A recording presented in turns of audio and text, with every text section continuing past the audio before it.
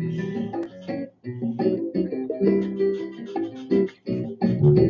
everyone, how are you? I'm Shirley and you are viewing Encouragement on Fire. So we are going to wait a few minutes and get everybody online here. So tonight is a special night. Every night is a special night when I get to conversate with you. But tonight is one of those nights you get to ask me things about my cancer experience. So if you're on tonight live, it's one of the things that you can ask.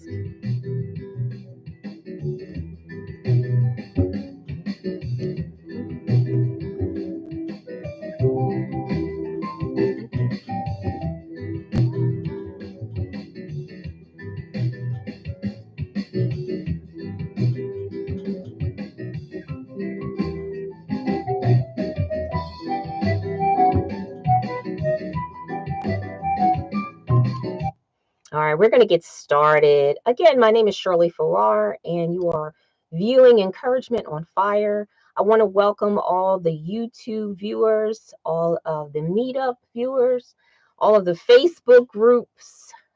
Thank you for always supporting me, whether you come on live or you view the content later. I truly appreciate you coming on. I want to encourage everyone to make sure that you are sharing the podcast with individuals who can truly benefit from the podcast. This podcast, as I told you before, was created because I went through cancer and I felt that everyone that helped me, everyone that contributed to me, I had to give back in some way. So for the next year, you're going to see my face on YouTube. I'm hoping that it's longer than that, but at least for one full year. This podcast is about defeating cancer, sickness, and disease. That's what it's about. I know some of you are saying, well, sickness and disease isn't cancer one of them. Well, of course, but the number one thing we're talking about is cancer and how we can defeat it. And you can do that through many things. So just come on and tune back every Sunday at 8 p.m. and also share it, even if you share it with one person going through some sickness and disease, one person who is being challenged with cancer, one person.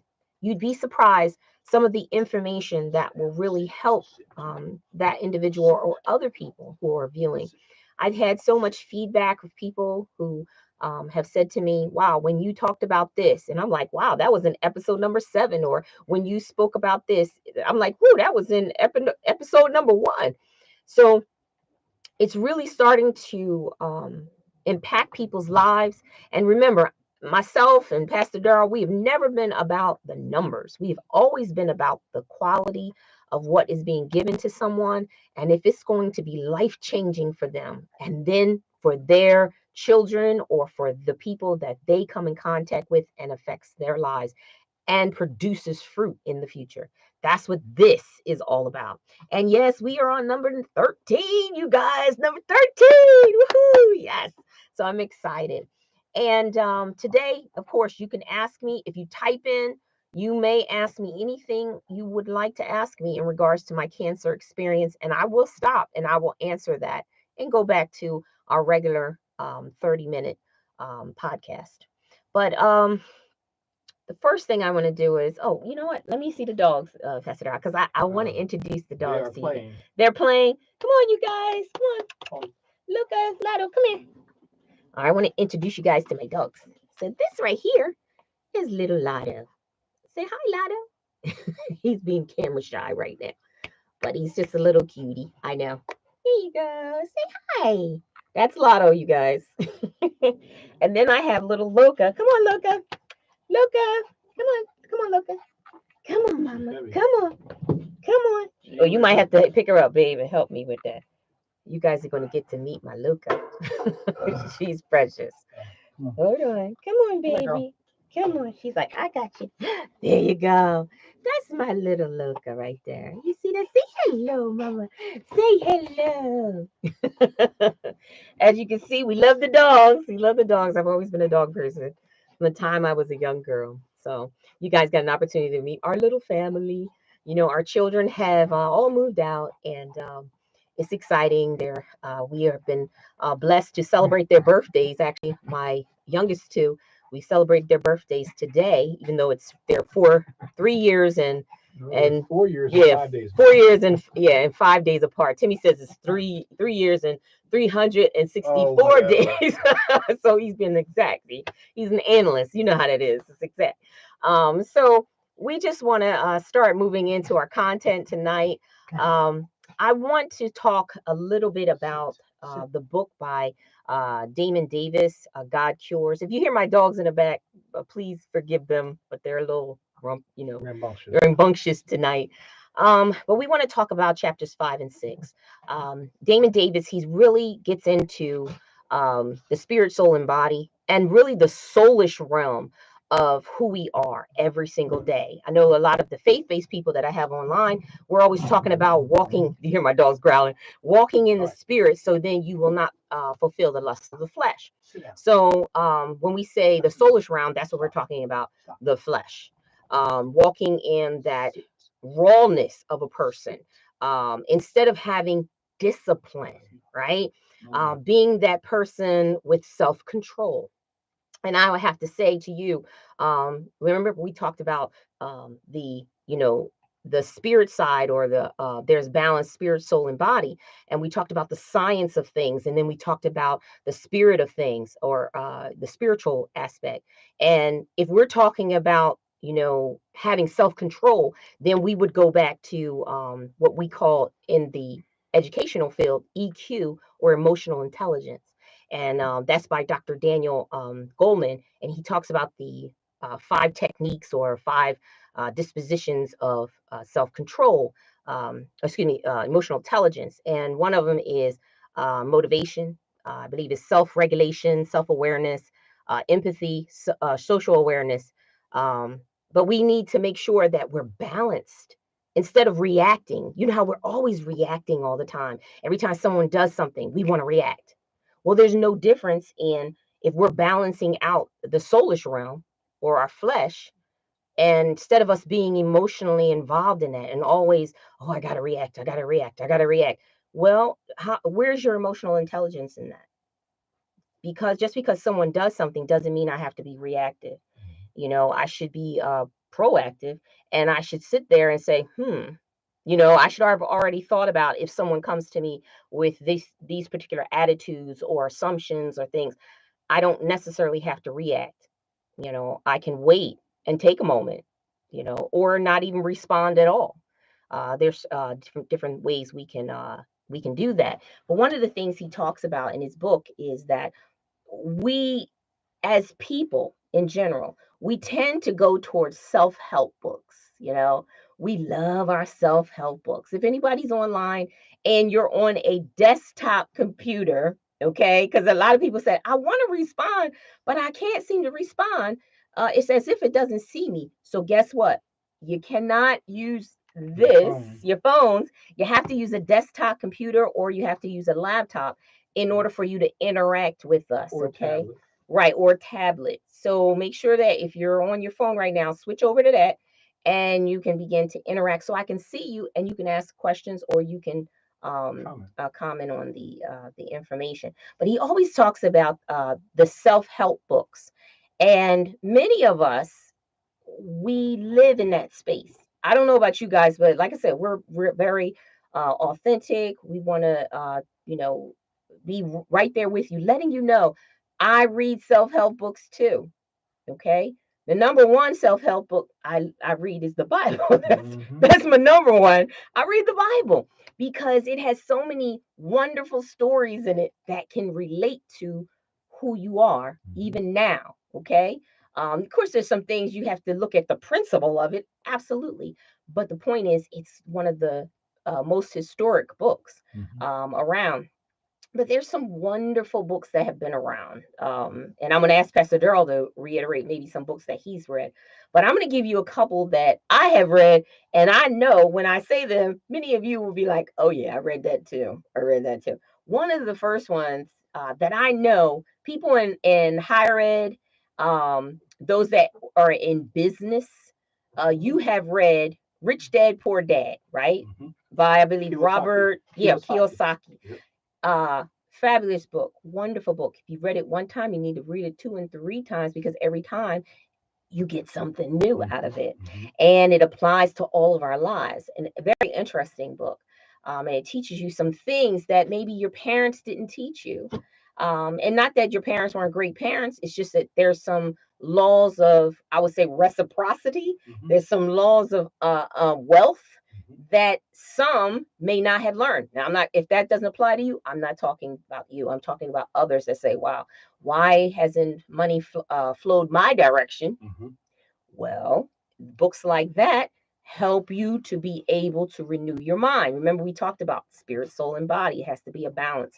You can't be too spiritual and not have a balance of physical. Okay. Well, I believe in Mm-hmm. there's a thing called positional awakening, and what I Mm-hmm. mean by that is once you get the epiphany Mm-hmm. that things are out of order, Mm-hmm. you will look for ways to remedy it.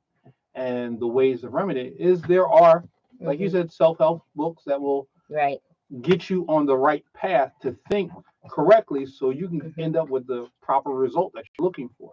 Right. One of the books is called The Man in the Mirror. For those who don't know Mm. it, go get it. Did y'all hear that? The Man in the It's called The Mirror. Man in the Mirror, and Mm-hmm. it talks about the ways of man, Okay. and it's not necessarily it's a spiritual aspect book, Mm-hmm. right? And of course, there's another book. I remember asking my pastor this a long time ago Mm-hmm. about something, and he said, "You need to get a book. It's called So That's in the Bible." Okay, I've heard about that one. Has anyone else heard about that? So that's in the Bible. We Yeah, have the book. we have the book. We have Yeah, the we book. have the book. It's a wonderful book. Yeah. It's a wonderful So book. it Mm-hmm. it leads you down the course Mm-hmm. of any aspect of any things that you have, and the answer or the way, the path in order to get straightened out about it is Mm-hmm. in the Bible, and that book points you in the direction. Right. So those are just two books that I would recommend to anyone, Okay. for positional awakening Mm-hmm. that will help them out. Right. Absolutely. I see you, Cynthia. She said she finally got on. I'm glad you were able to get on with us. Yeah, and I want to say to everybody, remember, we're talking about balance. So we're talking faith-based and we're talking about non-faith-based. Where's the balance, right? Mhm. In the spiritual as well as the medical. We're always gonna, or the research, we're always gonna balance it out. But there is a scripture in the Bible, because we're talking about self-help books right now, which Damon Davis was talking about in his book. And that's in Hebrews 13:7-9. See how you can't get away from the Bible no matter what you do. There's something in the Bible that relates to that. And I just want to read that. It says, remember your leaders who spoke the word of God to you. Consider the outcome of their way of life and imitate their faith. Jesus Christ is the same yesterday and today and forever. Do not be carried away by all kinds of strange teachings. Mhm. It is good for our hearts to be strengthened by grace. Mhm. So you have to look at the people that are telling you what they're telling you. Okay. So now you all know my husband, Pastor Daryl Farrar. So you know who he is. Those that know him, who've always known him, he's always been a good man. Okay. I'm great. I don't know about good. Well, even Jesus said that he was, what he say? There's Only no he there's said, no good man. there ain't no good man. The only one is his father, right? So I shouldn't even say that, right? But he said only his father. But anyway, getting back to what I um so when you are about to learn something, whether it's a self-help book or whether it is something that you want to know about, or you want to invest time under someone, so you want to do an apprenticeship or you want to do something of that, you need to make sure that the person that you are asking is credible. Mhm. Okay. So when you want to talk about the word of God, now I always say, now see, everybody thinks Pastor Darrell and I always agree on everything. That is not true. Okay. But I always emphasize, and he believes in this too. But I always believe, no matter who you are, whether it's a biblical, okay, job description, or it's a what people call a non-biblical or secular job description, it's still a job description. And so either you're qualified for it or you're not. Okay. You're either qualified or you're not. So when you start to go down certain paths. So if you're a nurse and somebody wants to learn about nursing, well, you want to choose a nurse that has been in the field. They could be in there a couple of years, but they are liked by their colleagues, right? They have a good bedside manner. They know their craft, right? And when people talk about them, they're saying, wow, they're really good at what they do, right? Now, they're not talking about that person's personal life. None of those things, right? When you're a nurse, that has nothing to do with that person. It has to do when they come into the office, are they who they say they are? So in that, you can choose someone based on that part of the job description. Well, it's the same thing when you see men and women of God, okay? All right. We all fall short, right? We all sin. However, However, if you want to learn how to pastor someone, you should look at someone who pastors people, right? You want look at someone who pastors people. And they're not just numbers on a book. They actually matter. Are you doing well today? Have you are you okay when you're sick? How is your family doing? Um, concerned if if something's going wrong in your life, they actually communicate with you or have someone else communicate on their behalf to you. Okay. So there's certain characteristics, there's certain job description, um, what's it called? Responsibilities that come with every job title. And if you want to receive from someone in any capacity, a doctor, whomever, you should make sure, and that's what Daniel Davis is saying in his book, you should make sure that that individual is credible. And the Bible clearly in Hebrews 13:7-9 tells you that. See, there's nothing new under the sun. It clearly tells you that anyone, whether it's a person in business, so the book Rich Dad Poor Dad, excellent individual to get some feedback. He's done several series books, wonderful to understand that. If you have an opportunity to sit underneath of him in some type of a conference, fabulous. And I don't know him, so I'm just telling you what I know by reading his books. Okay. Some of the other books that I think that are really good books are Seven Habits of Highly Effective People. Mm-hmm. Oh my goodness, wonderful. And anybody who has a marriage, The Five Love Languages by Gary Chapman. Mm-hmm. Wonderful book. My husband and I have read that book probably over and over and over again. We have counseled other couples and told them to read that book over and over again. If you do not know about five love languages, you need to find out what that is. Okay, especially if you are married, you need to find out what that is. If you have children, he even has a book on that, Five Love Languages of Your Children. You need to read it so then you can communicate and show love to your children as well as to your spouse. Okay, so in that, he's, like I said, he's constantly talking about that the self-help books or how they're so important. And another thing he said in his book, how many of us have felt invincible growing up? Mm-hmm. I don't know about you guys, but up until the age of 40, I felt invincible. You know, I'm about to tell a little secret, and my mom's on here, so I'm about to tell a little secret here. But I was telling my husband how when we were younger, we had I had this big wheel, and my mom's like, uh-oh. I had this big wheel. I don't know if y'all know about the big wheel. Big wheel. Yeah, the big wheel, right? You know that big yellow wheel had the red body, the big yellow, and it had the little, the little thing on the side. The brake. The brake's supposed to stop you, but it didn't stop you. Well, it just made you spin. Yeah, it just made you spin. So I had a big wheel, and my siblings, they had we would make go-karts and stuff like that.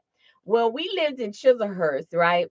And hey, Sheree, how you doing? We living dangerous. We lived in Chislehurst, dangerous. And I ain't gonna tell you where we lived, but we lived somewhere near a hill, at the top of the blacktop. That's what we used to call it, the blacktop. And it went down to the White Horse Pike. So the street was at an angle, and so all of us, including me with my little big wheel, right? We were, like I said, feeling invincible. So we would be at the top of the blacktop. Now, keep in mind, when my siblings weren't around, I was still doing it. See, you're not supposed to do that. They didn't know I was still doing it. So I'd be out there with my neighbor's son. I ain't gonna rat you out, man. I'm not gonna tell you your name. I know he's probably like, don't be saying my name, but I'm not gonna rat you out. But we be out there with our little big wheels and going all fast down the hill, and all of a sudden we had to turn off at the edge of the street because the White Horse Pike, the cars was flying by. And at the very end of the street, we turned off. I know my mom's like, what? I would pull on that little thing. See, because we felt invincible. And that's how we are as individuals in life. Mine was the big wheel, but other people's it could be something else. And we focus on, yeah, exactly. Exactly. We focus on, I can do anything, no matter what it is, and I am going to live. I'm going to survive. Some people's is, they get out there in the mountain climbing and with diving off of cliffs and things of that nature. Now, I don't do things like that, but I've done some other outlandish things that I will not tell you about. Maybe sometime on this podcast I'll share it, but we live like that. And there's no balance. There's no balance of of our soulish realm, thinking that no matter what I do, remember we talked about eating right. We talked about getting rest. We talked about exercise. Well, if I don't have balance, if I haven't been taught what is it that I ought to do, and so I can balance that out, Go ahead, So for me, speak up loud so they can hear you. okay, for me, growing up, my grandfather, my father, and even my mother all were diabetic. Wow. And so I was the type of person that I always I ran, I played soccer, I played football, I played baseball, I ran track, and I played basketball. So I was always active, always active. So that never entered into my thought process. But I knew it was in. Get this, I knew it was in the genetics. And so in 2003, I gotten injured at work. In 2003, you got injured? Right, okay. At work. And we talked about this last week. When there's trauma that happens to you, and the term is epigenetics, right? It can trigger underlying circumstances or right. underlying pre-existing conditions that you know Absolutely. nothing about. And so what had happened is I got injured at work. Well, that triggered the diabetes. Okay. And but I had said that would never happen to me because I'm a fit individual. I play sports. I run. I'm active. Yeah. I was an active at the time. I was an active 43-year-old. 33-year-old, whatever it was. Yeah. I said, man. Yeah, I think it was about 33. Yeah. I said, that's not. Yeah. That may be my genetics, but that's not coming near me. Right. Right. You thought you was invincible. I thought I was invincible. And growing up, you think you can eat and do everything that you want. Why? Right. Because that's for old folk. That's them. They didn't take care of themselves. Well, I took care of myself. Right. And they probably did too. And they did too. Right. But see, the great thing is that with age comes wisdom. Absolutely. And you learn what you try to forget about at a younger age, because now things have happened to you. Now you say, "Oh, I'm not as invincible as I thought I was. I'm not made of steel. You're not made of steel. I hurt." There's a scripture, what you're saying, 3 John 1:2. Beloved, I pray that you may prosper in all things and be in health, just as your soul prospers. Right? So we're talking about the soul. And if we're not careful, our soul will not be balanced. Yeah, and watch this. Look, I was speaking over myself. I was out exercising, but I slept on something else that I never saw coming. What was it? That was the trauma. Something triggering something else inside of me Right. that slept dormant. Right. And now it says, hello. Hello. It popped up like it's a Jack in the Box. Right. You must deal with me. So you were exercising, you were speaking over yourself, you were living a good life, you were doing what you ought to do. And then all of a sudden a trauma happened. And it caused that he had no control over. See, that's the thing. Everybody thinks I can control everything. No, you can control what you say out your mouth, and you can pray and you can believe God and have faith. But there's going to be some things in this life. Guess what? As it's coming, you speak. Yeah, see, that's the thing. As it comes, you speak. There's your control, because you do have dominion authority. But there's going to be some things that come at you. So you got to make sure men are to always pray, never to faint. Right. Always praying, speaking life over your family and yourself. What God said about man, he says, I'm not going to travail. I'm not going to keep putting up with man and the way he does things. Right. He said, I'm going to limit your life. I'm going to cut it off. And by whatever chance it takes you out of here, I still receive the glory for it. Right. Irregardless, God gets the glory. Right. But yeah, so he wants our soulish realm to be in a state of balance. So if our soulish realm is in a state of balance, we are led by our spirit. Because remember, you don't want to be led by the soul. The soul, remember we talked about the emotional intelligence by Dr. Daniel Goleman. It's like your soul can literally, it can shift and it goes. It's just reacting. It can react. It can do what it do. But a lot of people can get your EQ or your emotional intelligence. Literally, you can self-regulate that thing. And you don't react. You're aware of who you are. I don't have to react. No, if you're a minority, I don't have to react to racism. Come on now. If you're a person that's obese and you're working out and you're trying to get yourself in, I don't have to react to comments, bad comments against me, right? If you're a person that you're in a vehicle, road rage, I don't have to react negatively against the person driving down the road. See, where's your emotional intelligence? Right. Where's your EQ? Where is that soulish realm right now? Where is it at? Well, God calls us to be dead to the flesh. Right.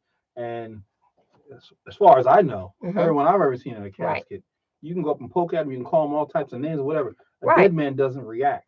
Exactly, because in that state where it doesn't affect them. It doesn't affect me because my soul has prospered to the point that I'm dead to it. Right. I'm allowing the Spirit of God. I'm led by the Spirit constantly. To regulate my life and lead me and guide me into all truth, because they're trying to get you off. And it doesn't mean that you don't feel it. Right. So, when we go back and we're talking also about, defeating cancer and or sickness and disease, it doesn't mean that right now you're not feeling the pain. It doesn't mean that, I'm going through this and these people don't understand. They don't have to understand. But there is a group of people that do understand. You see, there are a group of people that do. You have some family and friends, and I'm saying a select few, that you can sit and you can talk with them. I'm even encouraging many of you to reach out to some self-help groups. There are so many out there. Okay. Now I'm going to share a few of them with you because I don't want you to leave this podcast number 13 without knowing I have an option. Some of you have insurance, some of you may not. If you have insurance, you can actually get what is it called? The mental health.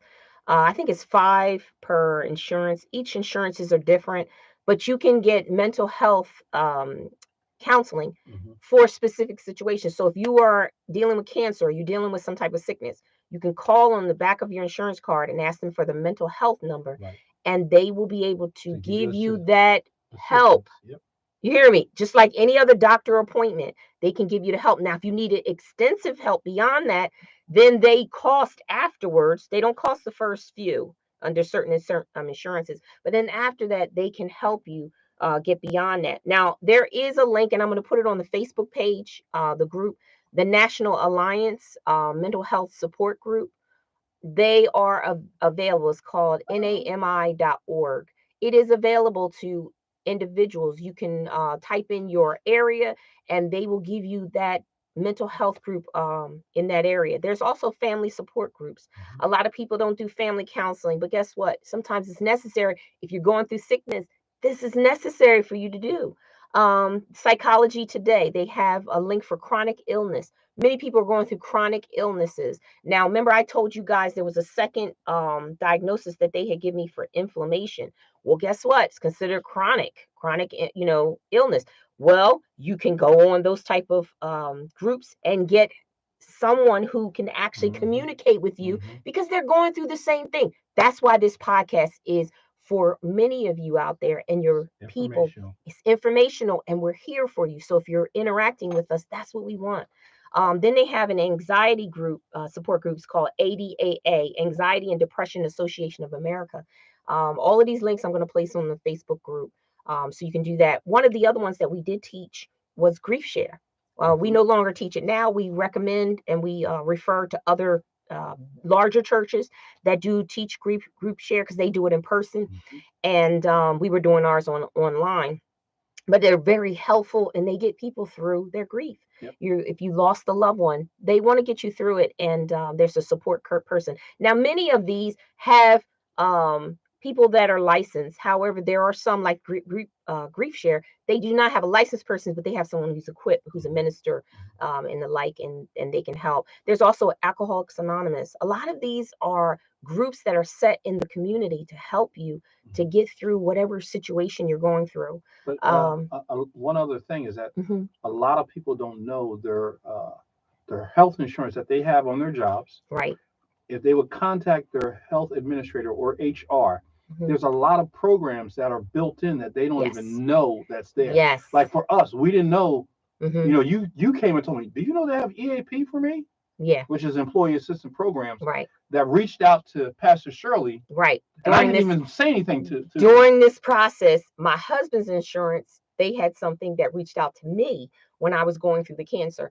And I said, wow, they were calling me monthly and making sure I was okay, asking me if I was abused. They ask you all kind of questions. Did you need rides? Did you need rides and things of that nature? I was like, this is wonderful. But a lot of times, nutritionists were calling me. They said, would you like a nutritionist to call you? All of these services are available to us if we take the first step. And because I took the first step, but some of them are hidden. Some are hidden. And if you don't know about it, you'll forego them. I had reached out to the counseling part.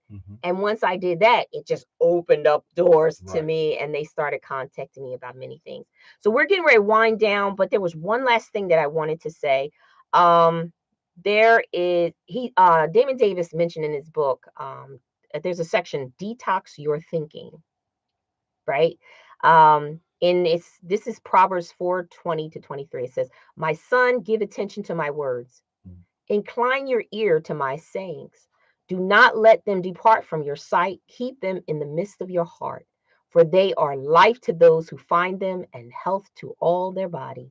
Watch over your heart with all diligence, for from it flow the springs of life, or the issues of life. So when we read that, it's telling you everything you take in. Be careful what's coming out. So when you're in the middle of your process of successfully coming through your cancer situation, or successfully coming through that disease situation, successfully coming through a sickness situation, remember, you're coming through, you're not staying in it. So when you're coming through it, you've got to detox your thinking. No negative thinking. Remember, I told you, the doctors tell you, no negative thinking, only positive thinking. Place people around you that are going to be positive, people that are going to encourage you, right? And I'm telling you, I'm not saying church people, or I'm saying not church people, people that are positive, because we have negative people in the church. We have negative people in all faiths and all walks of life. So you have to know who are these people that are going to encourage me. Remember, conqueror.